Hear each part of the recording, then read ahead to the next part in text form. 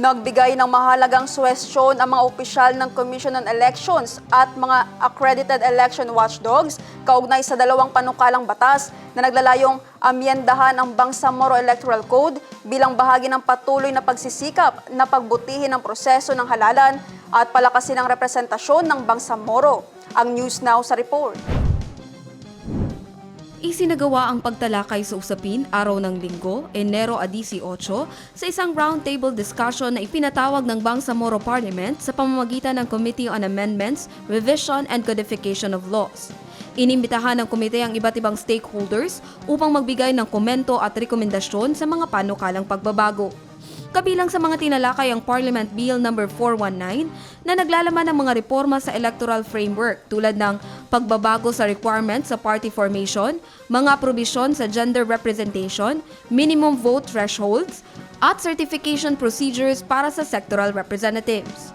Samantala, isang hiwalay na panukala naman ang Parliament Bill No. 396 na naglalayong alisin ang none of the above o nota option sa mga opisyal na balota.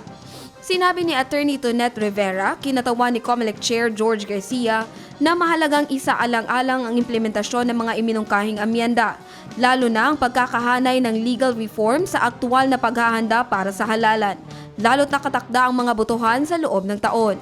Ibinahagi naman ni Ona Caritos, Executive Director ng Legal Network for Truthful Elections, na may potensyal ang mga panukalang pagbabago na palawakin ang partisipasyon sa politika sa pamamagitan ng pagbibigay daan sa mas maraming organisasyon na makilahok sa proseso.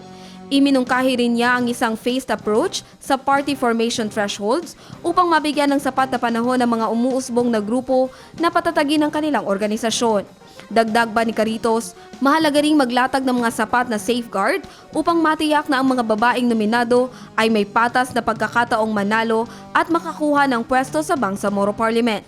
Ayon kay Siti Fahani Uyuyod, chairperson ng CARCL, ang lahat ng input mula sa COMELEC officials, accredited election watchdogs at mga public consultations ay pagsasama-samahin at masusing re-repasuhin sa nakatakdang committee deliberations ngayong araw, January 19. Ang hakbang na ito ay bahagi ng mas malawak na layunin ng Bangsamoro Parliament na tiyaking ang mga batas sa halalan ay inklusibo, makatarungan at handa para sa aktual na implementasyon, lalo na sa nalalapit na mga eleksyon sa rehiyon.